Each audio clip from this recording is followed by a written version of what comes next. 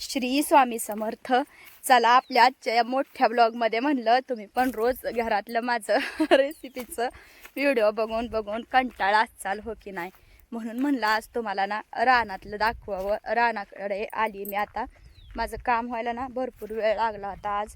मग आता काम झालंय. ऊन तर बघा किती पडायला लागलंय. आत्ताच ऊन एवढं वाढलंय ना, मला तर असं वाटतंय पावसाळा जसा भरपूर होता आणि गारटा पण जसा भरपूर होता ना, तर तसा उन्हाळा पण ना ह्या वर्षी भरपूर असणार आहे बघा. आत्ताच अजून उन्हाळ्याला वेळ आहे तरीसुद्धा आत्ताच एवढं ऊन पडायला लागलंय ना की काय विचारूच नका. आणि वारं पण भरपूर आहे तरी पण एवढं ऊन लागतंय त्याच्यामध्ये. तर भरपूर उन्हाळा पण यावर्षी कडक असणार आहे बघा. मग ऊन तर एवढं पडायला लागलंय. मग म्हणलं पटपट कामं उरकून घेऊया, तरी पण वेळच झाला. पण म्हणलं असं चला आज तुम्हाला काय घरातलं दाखवायला नको, म्हणलं थोडासा बदल. तुम्हाला पण रोज तेच ते बघून कंटाळा येत असेल म्हणून म्हणलं थोडासा बदल करावा. तर आज आलेले बघा रानात. आपल्या गव्हाच्या रानाकडे येऊन तसं पण मला आता 8-10 दिवस होऊन गेलं. तर म्हणलं चला गहू लसूण सगळं बघून येऊया आणि मग चला तुम्हाला दाखवती. सगळ्यात अगोदर आली लसणाकडं बरं का. 2 वेळा खुरपून पण ना आपल्या लसणात भरपूर गवत आहे बरं का. मी म्हटलंय तुम्हाला याच्या अगोदर पण बरेच वेळा. आमच्या रानात एवढं गवत येतं ना, सतत काढलं तरी ती गवत येतंच बघा. धनुरा तर किती मोठा आलाय. आता तुमच्याकडं काँग्रेस म्हणत असतील, आमच्यात पण काँग्रेस म्हणते ती, पण मी पहिल्यापासून धनुरच म्हणते. त्याच्यामुळं लसूण तसा आपला चांगला आहे पण गवत भरपूर आलंय. 2 वेळा खुरपलाय बघा लसूण, तरीसुद्धा एवढं गवत आलेलं आहे. आणि हे मी तुम्हाला दाखवलं होतं ह्याच्या अगोदर पण, की हे कांद्याचं बिया ज्या आपल्याला बनवायच्या असते त्या, ज्यासाठी आपल्याला पुढं कांदा, हे बघा मधमाशी ह्याच्यामध्ये सगळं असा थोडा थोडा मध गोळा करून न्यायसाठी त्यांचा प्रयत्न चालले. तर ह्या फुलांमधला सुद्धा मध गोळा करते त्या बघा मधमाशा. एवढ्या कष्टानं त्यांनी मध बनवलेला असतो. आता मी काही जास्त पुढं जात नाही कारण मला चावायची एखादी म्हणून भीती वाटते. बघा तुम्हाला दिसत असेल मधमाशीचं काम चाललंय. ह्याच्यामधला मध गोळा करायची. तर भरपूर सगळ्या मधमाशा येते ह्या सगळ्या फुलांवर आणि भरपूर लांब आहे सारा. तर म्हणलं तुम्हाला इथूनच दाखवते. आता ही जी फुलं आलेली होती ना पांढरी पांढरी, तर ती वाळल्यावर पांढऱ्या कांद्याचं बी तयार करायसाठी आपण ही केलेलं आहे. तर अशी मोठीच्या मोठी याला फुलं आलेली येते बघा. तुम्ही ह्याच्यामध्ये छोटं छोटं काळं बिया दिसणार आहे त्या तुम्हाला असं बघितलं तर फोडून, ज्या की आपल्याला कांद्याच्या असते त्या तयार झालेल्या बिया. छोट्या छोट्या अजून काय दिसत नाही त्या. पण मधमाशांचं मात्र काम चाललंय. ह्याच्यामधला काहीतरी महत्त्वाचा घटक त्या काढून घेते त्या. इथं भरपूर सगळ्या मधमाशा आहेत त्या, भरपूर लांबपर्यंत आहेत त्या. आणि आता ही जरा दाट झालंय त्याच्यामुळं फुलं जरा छोटी छोटी दिसायला लागली ते आपल्याला. नाहीतर ही जर अजून लांब लांब असतं ना तर ह्याच्यामधली फुलं ना भरपूर मोठी होते ती आणि भरपूर बिया होते त्या. तरी पण आपल्याला भरपूर लांब लावलंय त्याच्यामुळं पांढऱ्या कांद्याच्या बिया तयार करायचं ही गोट लावलेला आहे. तुमच्याकडं पण आहे का असं लावलेलं ते मला तुम्ही कमेंटमध्ये सांगा. आणि याच्याच पुढच्या साऱ्यामध्ये ही आपला लसूण आहे. आता लसूण पण चांगलाच आहे. गवत आहे भरपूर पण लसूण तसा चांगला आहे. आता मका मात्र आपली संपत आलेली आहे, थोडीशीच राहिली. आता मका रोज आपण गुरांना घालतोय त्याच्यामुळं मका संपत आली. आता ही वरच्या रानातलं झालं. चला आता जाऊया खाली गव्हाच्या रानाकडं. गव्हाच्या रानाकडे येऊन मी तुम्हाला म्हटलंय मला 10-12 दिवस झाले असतील बघा. मी जेव्हा आली होती ना त्यावेळेस पूर्ण गहू हिरवागार होता. पण आता आपला गहू पिवळट पिवळट पडायला लागलाय, म्हणजे तो काढायला आता जवळ यायला लागलाय.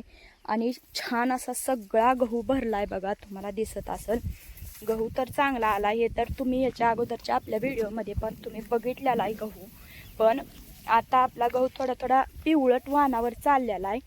तिकडच्या पलीकडच्या गव्हापेक्षा ना इकडचा अलीकडचा गहू जरा जास्त पिवळट वाणावर वाटायला लागलाय मला, कारण आता तो काढायला जवळजवळ यायला लागलेला आहे.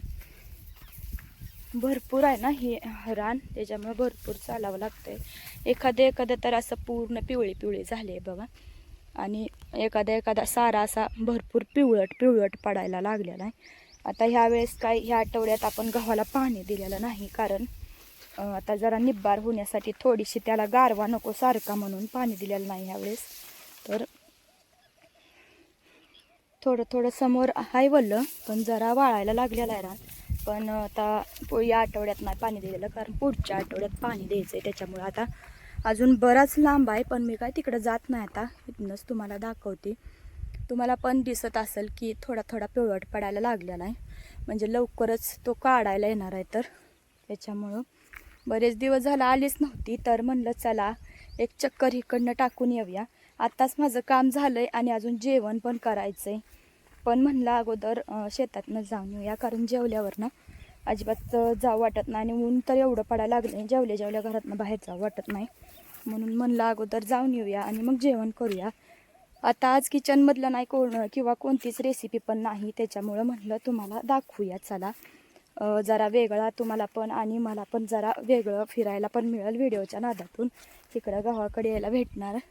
आवर्जून असं काय मी येत नाही, तुम्हाला ज्यावेळेस दाखवायचं असतं त्यावेळेसच मी येते.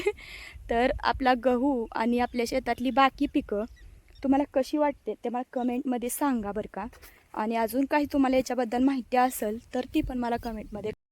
आता डाळिंबीची बाग मी तुम्हाला परवाच दाखवली आहे बरं का, पण म्हणलं आता येता येता वाटेला डाळिंबीची बाग आहे, तर ती पण तुम्हाला दाखवून घेऊया. चला.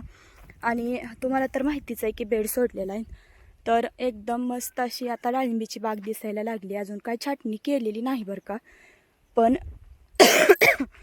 कळी पण आलेली तोडायचे. तर म्हणलं वाटेलाच आहे, तर ती पण एकदा तुम्हाला दाखवूया. बाकी कशी वाटते ते मला कमेंटमध्ये नक्की सांगा.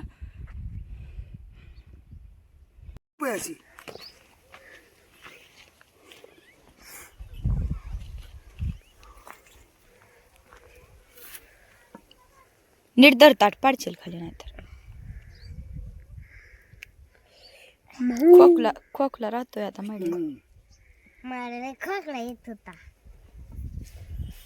भरपूर आहे मग, लय मध आहे. आयो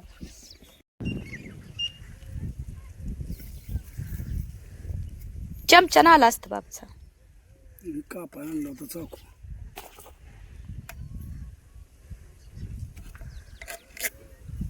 कसलो हाय मग किती अर्धा तू खा. खोकला राहील माझी. लय खायचं नसतं मग. काय होतं खाली खायचं नसतं. नीट धर की ताट कुठं नाही लागलाय. पाडल सगळं आहे ते आणलेली इतक्या उशिराचं तास गेलाय माझा काढाय माहितीये घाला. दोन्ही हातान तिकडे तरी लांब लांब असं म्हणजे काटा येतं त्याला. बाबळीला होतं काय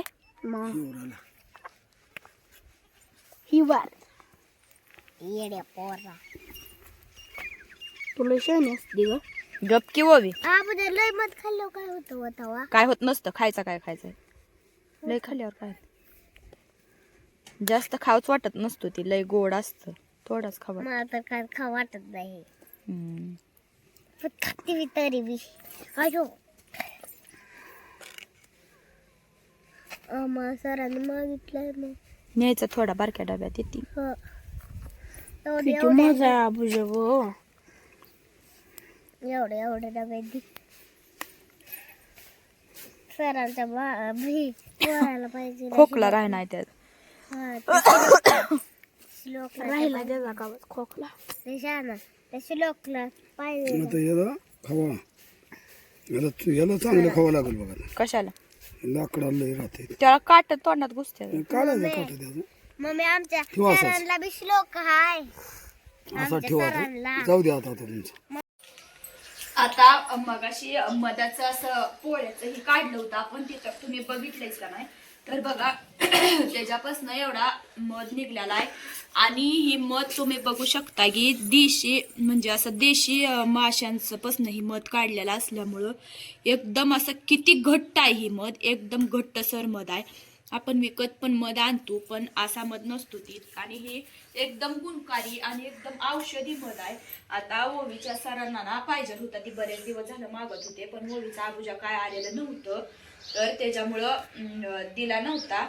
आणि ही देशी मध विकतच्या मधानं मध किती जरी आणला का नाही आपण तरी सुद्धा फरक पडत नाही त्यानं. आणि ह्याच्यामध्ये चिकटपणा तर एवढ्या जास्त प्रमाणात आहे बघा.